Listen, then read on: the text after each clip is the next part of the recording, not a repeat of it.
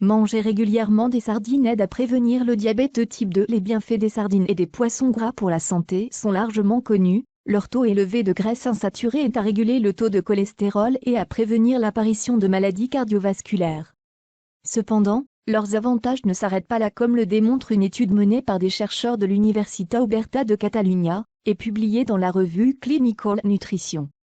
Ces derniers affirment en effet que la consommation régulière de sardines permet d'en prévenir l'apparition de diabète de type 2, aussi appelé diabète non insulinodépendant, grâce aux nutriments qu'elles contiennent en grande quantité, notamment la taurine, les oméga 3, le calcium et la vitamine D. Non seulement les sardines sont-elles d'un prix raisonnable et facile à trouver, mais elles sont sûres et aident à prévenir l'apparition du diabète de type 2. Il s'agit d'une énorme découverte scientifique. Il est facile de recommander cet aliment lors des examens médicaux, et c'est largement accepté par la population. Explique le professeur Diana De Rizzolo, autrice principale de l'étude.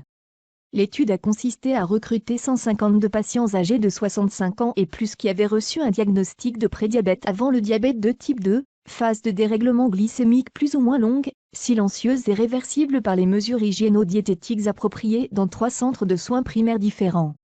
Une amélioration de nombreux paramètres de santé. Tous ces patients ont été soumis à un programme nutritionnel visant à réduire le risque de développer la maladie, mais seul un petit groupe a reçu la consigne d'ajouter de 100 g de sardines à leur alimentation chaque semaine, de boîtes de sardines dans de l'huile d'olive. Pour en faciliter l'application, ces participants ont reçu une liste de recettes comprenant des conserves de sardines et il leur a été conseillé de manger la sardine entière, sans enlever les os, particulièrement riche en calcium et en vitamine D.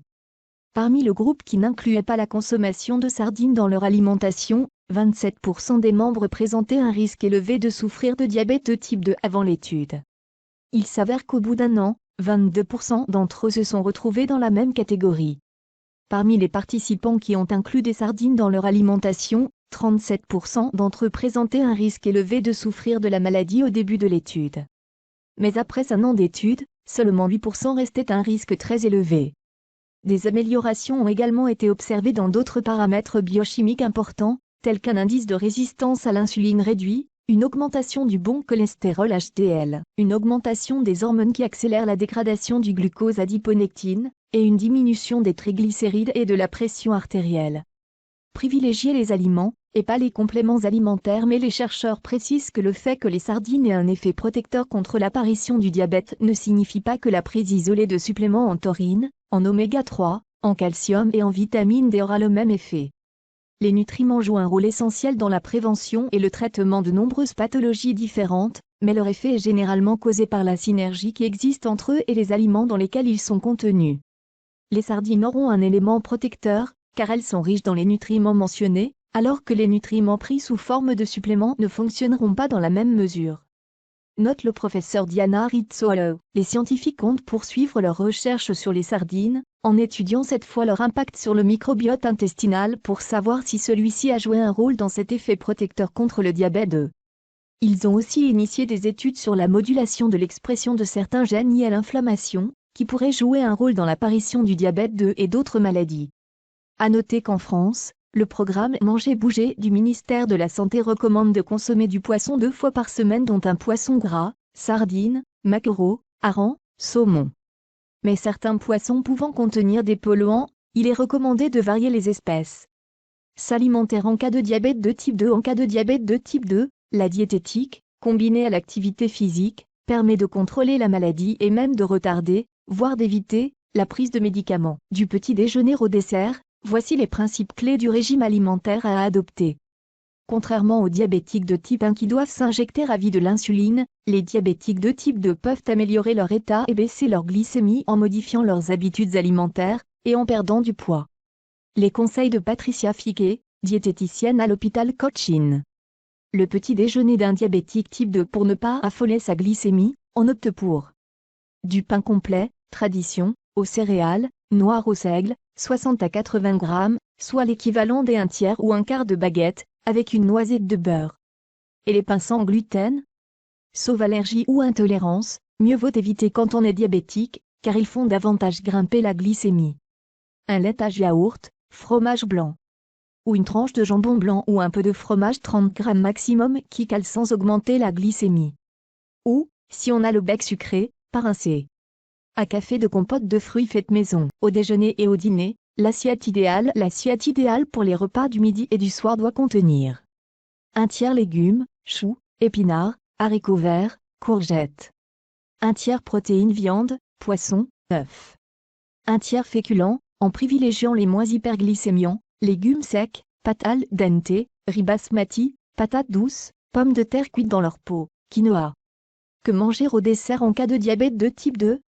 Le plus souvent possible, on mange un yaourt nature sans sucre, ou aux fruits à 0% de matière grasse et sans sucres ajoutés plus un fruit frais.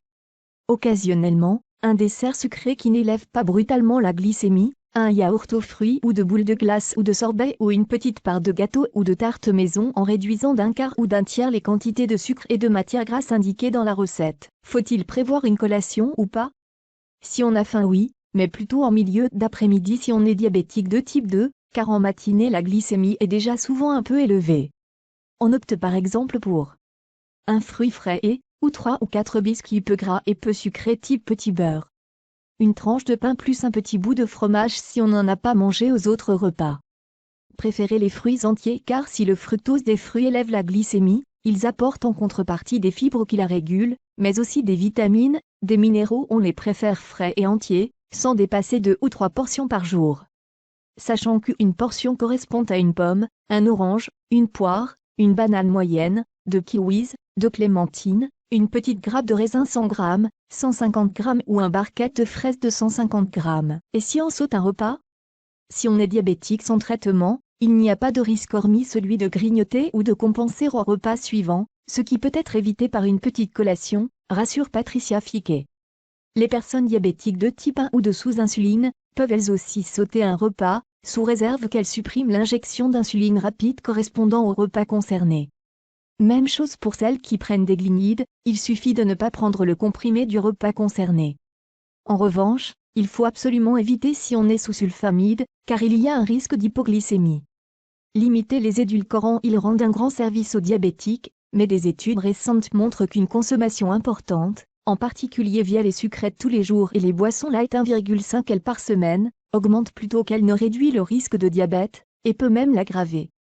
La stevia semble être à ce jour l'édulcorant le plus sûr. Alcool, moins on boit, mieux c'est. Il n'y a pas d'interdiction formelle, mais moins on en boit, mieux c'est. Que l'on ait besoin de contrôler son poids en cas de diabète de type 2. L'alcool est sucré, donc calorique, ou que l'on soit diabétique de type 1, car l'alcool peut entraîner une hypoglycémie. On peut s'autoriser un verre au cours d'un repas, mais pas tous les jours, et en privilégiant les alcools les moins sucrés. C'est-à-dire, vin rouge, vin blanc sec, champagne. Certains apéritifs pastis, Pernod, Ricard, Suze, rhum, gin, vodka, whisky et digestif Armagnac, Calvados, cognac, eau de vie.